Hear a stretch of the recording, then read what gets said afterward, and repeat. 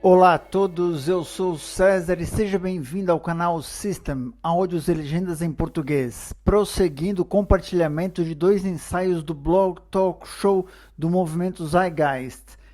Este é o número 2, o número 1 tem o link na descrição. Este é substancialmente mais complexo. Agora, este ensaio é intitulado Lógica versus Psicologia. E a razão deste ensaio é mostrar como existe, basicamente, uma barreira montada na psicologia das pessoas, conforme elas estabelecem seus quadros de referência, as suas referências. E esses elementos praticamente são a fonte de todos os argumentos que você encontrará contra as ideias que o movimento Zeitgeist abraça. Eu falo da origem das referências das pessoas contra, não os argumentos em si. Espero que faça sentido. Desculpem, senhoras e senhores, estou meio fora hoje. Bom, tudo ficará mais claro ao ler isso. Quando você enfrenta o debate contra pessoas contra essas ideias, você verá que a maioria de seus argumentos não se baseiam numa avaliação lógica, se baseiam numa zona de conforto psicológico. E isso é um fenômeno muito potente na psique humana. Acho que a maioria dos debates ideológicos espalhados pela história humana registrada não são fundamentalmente lógicos, no sentido de uma visão objetiva. Eles são sempre confortos psicológicos, baseados em quadros de referência já estabelecidos. A história inteira do pensamento econômico é uma manifestação psicológica. Eu concedo, se pode combinar os dois e entrar em considerações filosóficas profundas, com relação a quanta realidade nós realmente enxergamos. E isso será abordado nesse ensaio também. Mas essa distinção é bem crítica de reconhecer, no mínimo. Como também estar ciente que sua própria psicologia vai interferir com você também. Acho que uma das maiores coisas a se estar ciente como pessoa é consciência de nossa própria falibilidade de pensamento. Como nossas emoções pegam os melhores de nós. E temos de nos controlar constantemente e nos monitorar praticamente o tempo todo, quase como se estivéssemos nos olhando pelos olhos de um terceiro. Sei lá, meio que como um conceito budista, aonde você testemunha o seu comportamento inteiro, se isso faz sentido. Então, lógica versus psicologia. Isso começa por uma citação de Aristóteles que afirmou, abre aspas, não agimos corretamente porque temos virtude ou excelência, mas preferimos ter estes porque agimos corretamente, fecha aspas. Uma consequência potente, frequentemente despercebida, de nossa vulnerabilidade ambiental para se adaptar à cultura existente é que nossa própria identidade e personalidade muitas vezes é ligada a instituições, práticas e tendências e, portanto, valores, os valores em que nascemos e existimos. A adaptação psicológica e inevitável familiaridade cria uma zona de conforto que, ao longo do tempo, pode ser dolorosa interromper. Independentemente de quão bem fundamentados os dados apresentam o contrário do que acreditamos possa ser. De fato, a grande maioria das objeções encontradas contra o movimento Zeitgeist, especificamente questões feitas com relação a soluções e, portanto, mudança, parecem ser causados por quadros de referência estreitos e viés emocional mais que avaliação intelectual. Reações comuns desse tipo são frequentemente proposições singulares, que ao invés de abordar criticamente a premissa real articulada de um argumento, serve para descartá-la completamente via associações aleatórias. A classificação mais comum de tais argumentos são projeções, e frequentemente fica claro que tais oponentes estão realmente mais preocupados em defender sua identidade psicológica do que objetivamente considerar uma nova perspectiva. Em uma obra clássica dos autores Cohen e Nagel, intitulada Uma Introdução à Lógica e ao Método Científico, Essa questão é bem feita com respeito ao processo de avaliação lógica e sua independência da psicologia humana. Eles afirmam, abre aspas, o peso da evidência não é em si um evento temporal, mas uma relação de implicação entre certas classes ou tipos de proposições. Claro, pensamento é necessário para apreender tais implicações, mas isso não faz da física um ramo da psicologia. A percepção de que lógica não pode ser restrita ao fenômeno psicológico nos ajudará a discriminar entre nossa ciência e nossa retórica, concebendo este último como uma arte de persuasão ou argumentação para produzir a sensação de certeza. Nossas disposições emocionais tornam muito difícil a nós aceitarmos certas proposições, não importando quão forte a evidência seja a seu favor. E já que toda prova depende da aceitação de certas proposições como verdadeiras, nenhuma proposição pode ser provada verdadeira a alguém suficientemente determinado a não acreditar. Fecha aspas. O termo bloqueio mental, cunhado por alguns filósofos com relação a este fenômeno, definido como a condição em que a perspectiva de alguém torna-se autorreferente, num circuito fechado de raciocínio. Pressuposições aparentemente empíricas moldam e protegem a visão de mundo dessa pessoa, de alguém. E qualquer coisa contrária, vinda de fora, pode ser bloqueada, muitas vezes subconscientemente. Essa reação pode ser comparada ao reflexo físico comum de se proteger de um objeto estranho vindo em direção à sua pessoa. Só que nesta circunstância, o reflexo é defender as próprias crenças, não a forma física.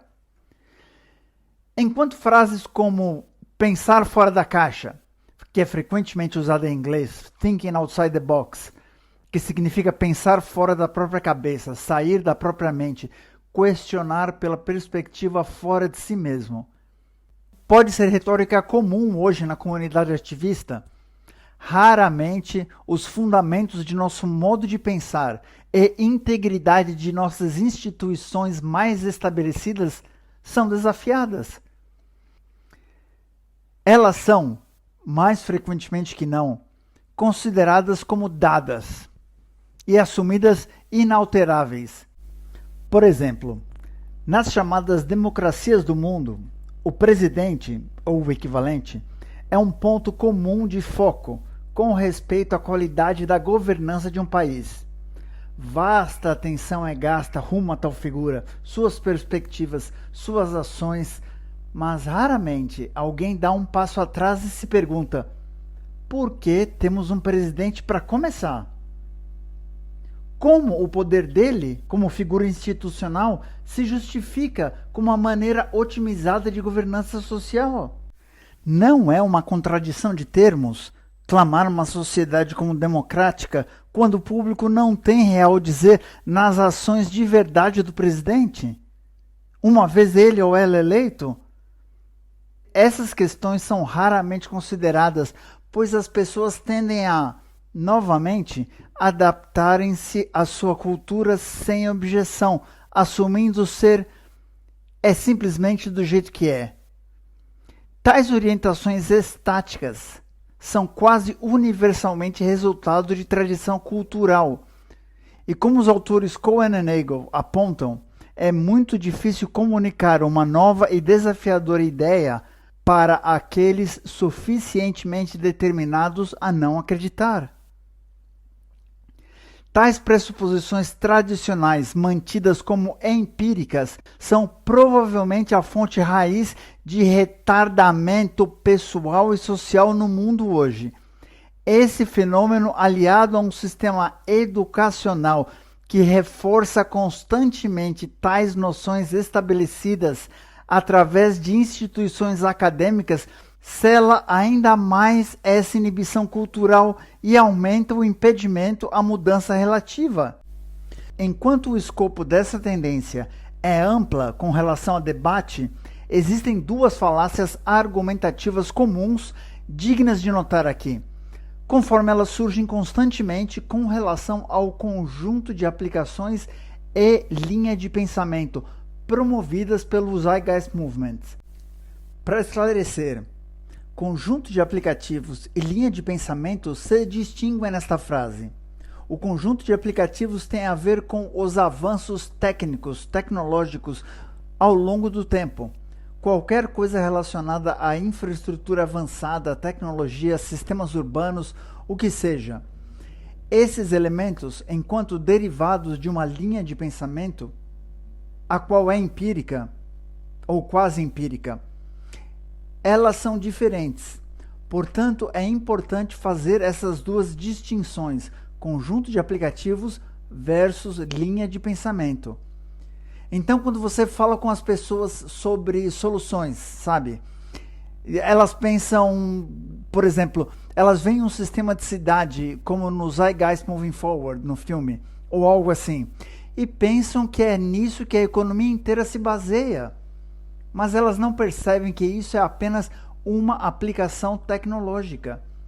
Muitos grandes pensadores como Jacques Fresco, Buckminster Fuller e muitos outros tinham todo tipo de coisa técnica, num conjunto de aplicações, por assim dizer, que é excelente, mas também ficarão obsoletos com o passar do tempo. Daí, a linha de pensamento é sempre a coisa mais importante de se falar. Continuando. Destacando que essas táticas compõem o que pode ser chamado de guerra de valores, travada conscientemente ou não, por aqueles com interesse material, emocional, investido em manter as coisas como estão, opondo-se a mudanças. A primeira é a associação prima facie. Isso significa à primeira vista. Antes de inquirir, investigar, ir mais a fundo. Essa é de longe o tipo de objeção mais comum. Um caso clássico é a alegação de que observações e soluções apresentadas pelo movimento Zeitgeist é simplesmente comunismo marxista reformulado. E numa parte, teve um conhecido libertário anarquista que disse que a proposta de uma economia baseada em recursos era marxismo com robô. Que eu achei ser a mais divertida associação de prima facie que eu ouvi. Continuando. Vamos explorar brevemente isso como exemplo. Em referência ao Manifesto Comunista, Marx e Engels apresentam várias observações com respeito à evolução da sociedade, especificamente a guerra de classes, inerentes relações estruturais em relação ao capital, junto a uma lógica geral de como a ordem social passará por uma transição através da revolução por um sistema sem classes e sem Estado, em parte, enquanto também observando uma série de mudanças sociais diretas, como a centralização dos meios de comunicação e transporte nas mãos do Estado, igualdade de responsabilidade de todos para com o trabalho e outras especificidades comunistas. Marx cria atores no esquema que ele sugere, como a batalha em curso entre os burgueses e os proletários, a burguesia expressando desprezo pela exploração inerente, que ele diz estar essencialmente enraizada na ideia e funcionamento da propriedade privada. No final, o objetivo acumulado em geral é buscar uma sociedade sem classes e Estado. Na superfície, as reformas propostas nas soluções promovidas pelo movimento Zeitgeist podem parecer espelhar atributos de marxismo, se alguém ignorasse o raciocínio na base, o raciocínio subjacente inteiramente. A ideia de uma sociedade sem classes ou sem propriedade universal e a redefinição completa do que envolve Estado pode, na superfície, mostrar confluência pelos meros gestos em si, especialmente uma vez que a academia ocidental, a educação ocidental, comumente promove uma dualidade entre comunismo e capitalismo, com o ponto de caráter mencionado previamente observado como diferença central. No entanto, a verdadeira linha de pensamento para apoiar essas conclusões aparentemente semelhantes é bem diferente. A referência advogada pelo movimento para a tomada de decisões não é uma filosofia moral, que, quando examinado na raiz, é essencialmente o que a filosofia marxista era, uma manifestação do que era indignação moral e ética, com grande base técnica de crítica rumo ao sistema capitalista, mas suas conclusões e interesses eram guiados por um princípio moral.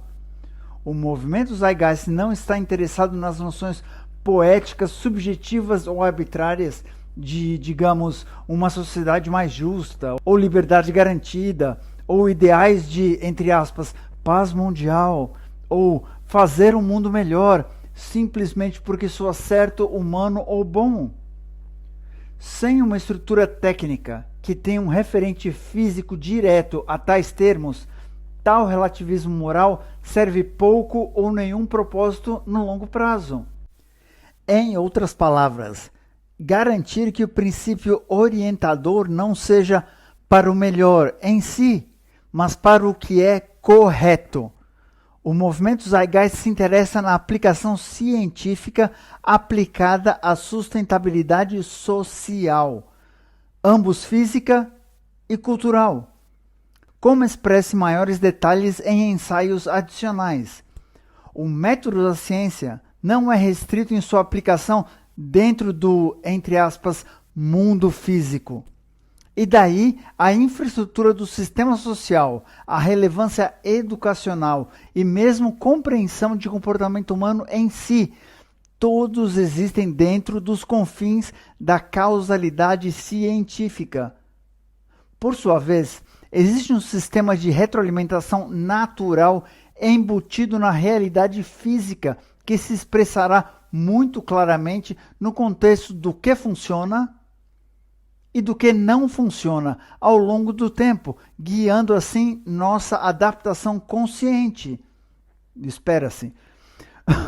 Marxismo não é baseado nessa visão de mundo calculada em nada, embora possa haver algumas características de base científica inerentes.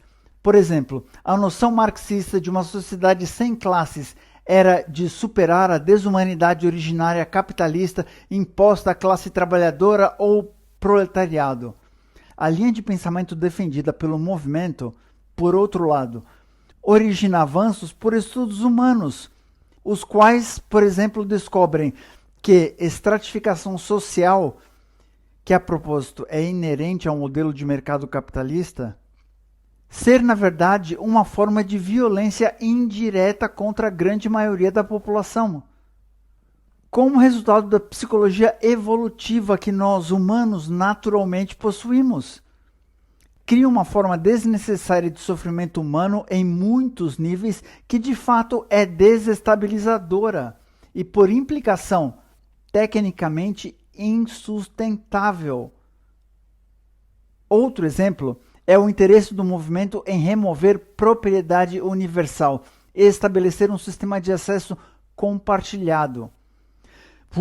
Isso muitas vezes e rapidamente é condenado como a ideia marxista de abolir propriedade privada. A lógica marxista relaciona a existência de propriedade privada com a perpetuação da burguesia e sua contínua exploração do proletariado. Ele afirma no manifesto, abre aspas, a característica distinta do comunismo não é a abolição de propriedade em geral, mas a abolição da propriedade burguesa, fecha aspas.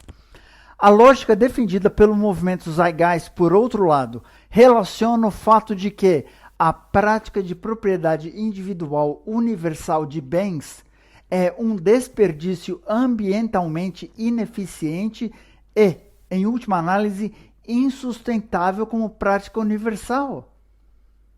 Isso apoia um sistema restritivo de comportamento e muita privação desnecessária e, portanto, crime é comum nas sociedades. Porque a distribuição desigual, como uma distribuição desigual de recursos essenciais. De qualquer forma, tais alegações à primeira vista prima facie, são muito comuns e muitas outras podem ser expressas, mas não é o escopo desta sessão discutir todas as supostas conexões entre marxismo e a linha de pensamento científica defendida pelo movimento Zeitgeist. Vamos agora ao espantalho. A segunda falácia argumentativa tem a ver com a deturpação de uma posição, deliberada ou projetada, comumente referida como o espantalho. Quando se trata do movimento Zeitgeist, isso geralmente tem a ver com interpretações impostas sem evidência legítima para ser considerada relevante ao ponto em questão. Muito comum. Por exemplo, ao discutir a organização de um novo sistema social, as pessoas muitas vezes projetam seus valores e preocupações atuais no modelo, sem considerar mais a fundo a vasta mudança de contexto inerente, que provavelmente anularia tais preocupações imediatamente. A projeção de um espantalho comum nesse contexto seria que numa sociedade onde produção material fosse baseada em aplicação tecnológica direta e não um sistema de troca que exige pagamento e trabalho humano, as pessoas não teriam incentivo monetário para fazer nada e, portanto, o modelo falharia, pois nada seria feito. Esse tipo de argumento é sem validade testável com respeito às ciências humanas e é, na verdade, uma suposição intuitiva originada do atual clima cultural, onde o sistema econômico coage todos os seres humanos a papéis de trabalho por sobrevivência, salário ou lucro, frequentemente independente de interesse pessoal ou utilidade social, gerando uma distorção psicológica em relação ao que cria motivação. Nas palavras de Margaret Mead, notória antropóloga cultural e cibernética de 1901 a 1978, nas suas palavras, abre aspas, se você olhar de perto, verá que quase qualquer coisa realmente importante a nós, qualquer coisa que incorpore nosso compromisso mais profundo com a maneira como a vida humana deve ser vivida e cuidada, depende de alguma forma de voluntariado. Fecha aspas. Numa pesquisa Gallup de 1992, mais de 50% de adultos americanos, na época 94 milhões de americanos, se voluntariaram para causas sociais numa média de 4,2 horas por semana, totalizando 20,5 bilhões de horas por ano. Isso são horas doadas em ajuda voluntária pela população, 20,5 bilhões de horas em 1992. E também foi descoberto por estudos que trabalhos mundanos, repetitivos, se prestam mais a recompensas tradicionais, tal como dinheiro, enquanto o dinheiro em si parece não motivar inovação e criatividade. Em ensaios posteriores, a ideia de mecanização aplicada a trabalho mundano para libertar o ser humano será discutido, expressando como o sistema de trabalho por renda é desatualizado e restritivo não só de potencial industrial e eficiência, mas também restritivo do potencial humano no geral. Outro exemplo contextual comum de um espantalho é a alegação de que se a transição a um novo sistema social fosse feita, a propriedade de outros devem ser confiscadas à força por algum poder dominante e violência será o resultado. Bom, isto, mais uma vez, é uma projeção de valores e medo impostos à lógica defendida pelo movimento Zeitgeist. É sem validação. O movimento Zeitgeist vê a materialização de um novo modelo social acontecendo com o necessário consenso da população. Seu próprio entendimento junto com as pressões biossociais que vêm ocorrendo à medida que o sistema piora é a base da influência. A lógica não suporta uma disposição ditatorial porque essa abordagem, além de desumana, simplesmente não funcionaria. Para que tal sistema funcione, ele precisa ser aceito sem coerção estatal ativa. Portanto, é uma questão de indagação, educação, ampla aceitação pessoal na comunidade. De fato, as próprias especificidades da interação social e estilo de vida, na verdade, exigem uma vasta aceitação da maioria das mecânicas do sistema e valores.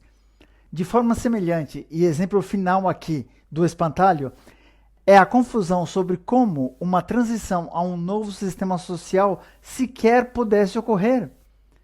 De fato, muitos tendem a rejeitar as propostas do movimento com base apenas nisso, simplesmente porque não entendem como pode acontecer. Esse argumento, em princípio, é o mesmo raciocínio que o exemplo de um homem doente à procura de tratamento à sua doença, mas não sabe onde pode obter tal tratamento, onde estará disponível ou o que o tratamento até é. A falta de conhecimento dele de como e onde impede sua necessidade de busca?